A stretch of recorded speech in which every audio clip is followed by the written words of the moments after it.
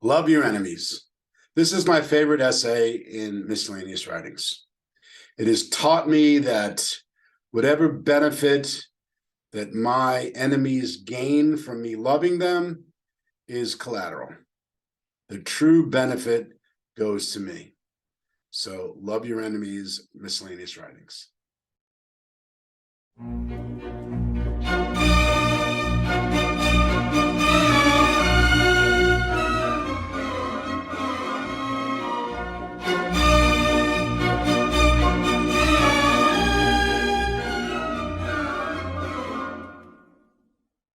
Who is thine enemy, that thou shouldst love him? Is it a creature or thing outside thine own creation? Can you see an enemy, except you first formulate this enemy and then look upon the object of your own conception? What is it that harms you? In height or depth or any other creature? Separate you from the love that is omnipresent good, that blesses infinitely one and all? Simply count your enemy to be that which defiles, defaces, and dethrones the Christ image that you should reflect. Whatever purifies, sanctifies, and consecrates human life is not an enemy, however much we suffer in the process. Shakespeare writes, "Sweet are the uses of adversity." Jesus said, "Blessed are ye when men shall revile you and persecute you, and shall say all manner of evil against you falsely for my sake. For so persecuted they the prophets which were before you." The Hebrew law, with its "thou shalt not," its demand and sentence, can only be fulfilled through the gospel's benediction. Then, blessed are ye, insomuch as the consciousness of good, grace, and peace comes through an affliction rightly understood, as sanctified by the purification it brings to the flesh, to pride, self-ignorance, self-will, self-love, self-justification. Sweet indeed are the uses of his rod. Well is it that the shepherd of Israel passes all his flock under his rod into his fold, thereby numbering them and giving them refuge at last from the elements of earth. Love thine enemies is identical with thou hast no enemies. Wherein is this conclusive relative to those who have hated thee without a cause? Simply in that those unfortunate individuals are virtually thy best friends. Primarily and ultimately, they are doing thee good far beyond the present sense which thou canst entertain of good. Whom we call friends seem to sweeten life's cup and to fill it with the nectar of the gods. We lift this cup to our lips, but it slips from our grasp, to fall in fragments before our eyes. Perchance, having tasted its tempting wine, we become intoxicated, become lethargic, dreamy objects of self-satisfaction. Else, the contents of this cup of selfish human enjoyment, having lost its flavor, we voluntarily set it aside as tasteless and unworthy of human aims. And wherefore our failure longer to relish this fleeting sense, with its delicious forms of friendship, wherewith mortals become educated to gratification in personal pleasure and trained in treacherous peace. Because it is the great and only danger in the path that winds upward. A false sense of what constitutes happiness is more disastrous to human progress than all that an enemy or enmity can obtrude upon the mind or engraft upon its purposes and achievements, wherewith to obstruct life's joys and enhance its sorrows. We have no enemies.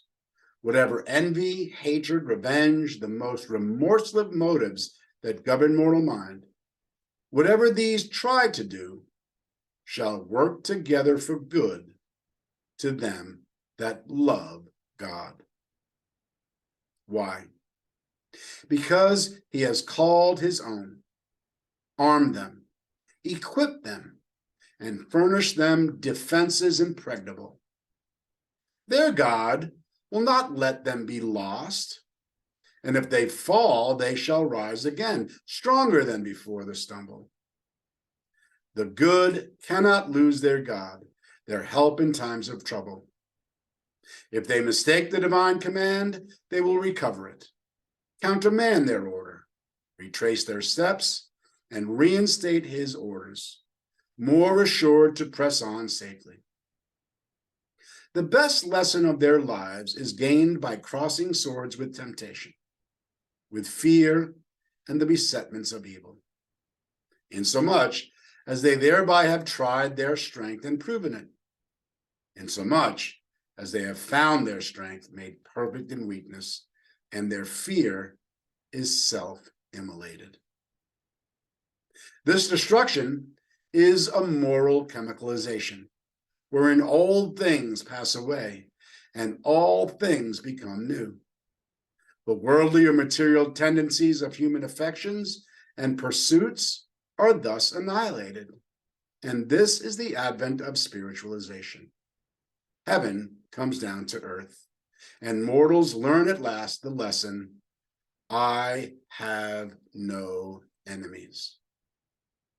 Even in belief, you have but one, that not in reality, and this one enemy is yourself, your erroneous belief that you have enemies, that evil is real, that aught but good exists in science.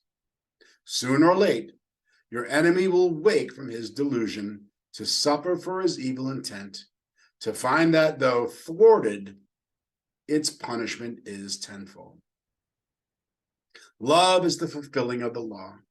It is grace, mercy, and justice.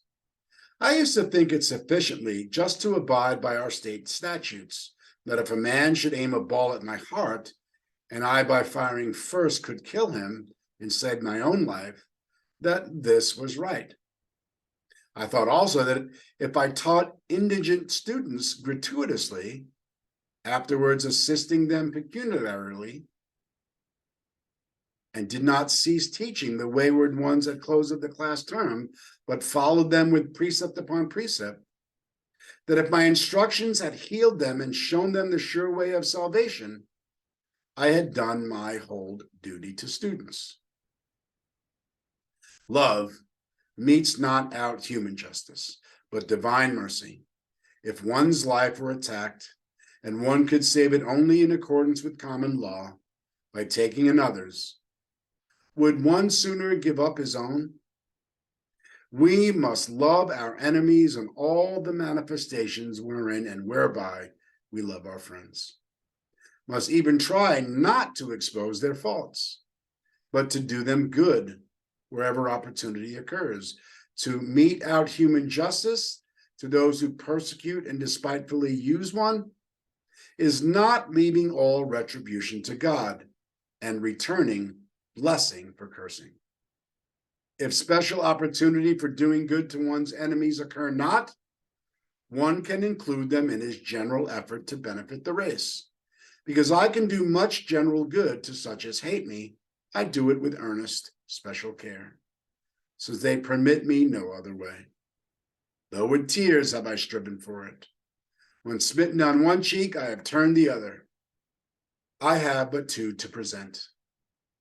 I would enjoy taking by the hand all who love me not, and saying to them, I love you, and would not knowingly harm you.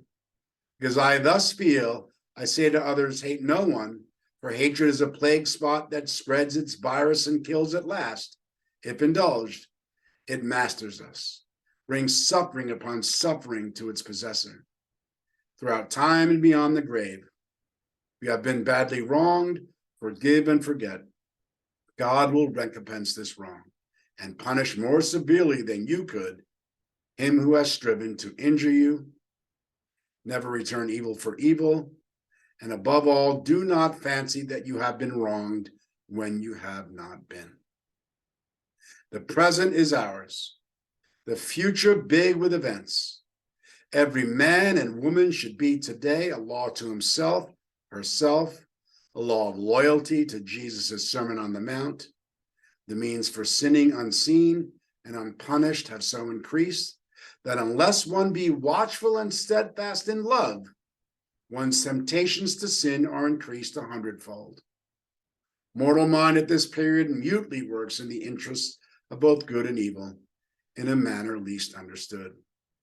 Hence the need of watching, and the danger of yielding to temptation from causes that at former periods in human history were non-existent. The action and effects of this so-called human mind and its silent arguments are yet to be uncovered and summarily dealt with by divine justice. In Christian Science, the law of love rejoices the heart, and love is life and truth.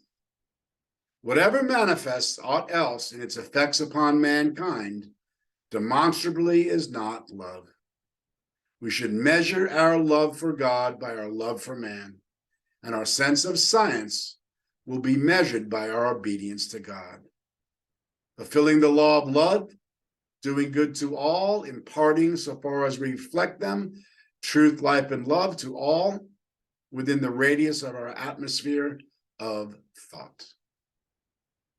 The only justice of which I feel at present capable is mercy and charity toward everyone, just so far as one and all permit me to exercise these sentiments toward them, taking special care to mind my own business.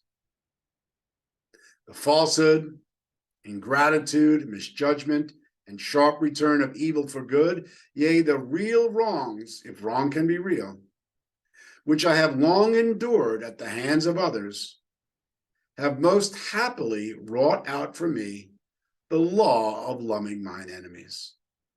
This law I now urge upon the solemn consideration of all Christian scientists.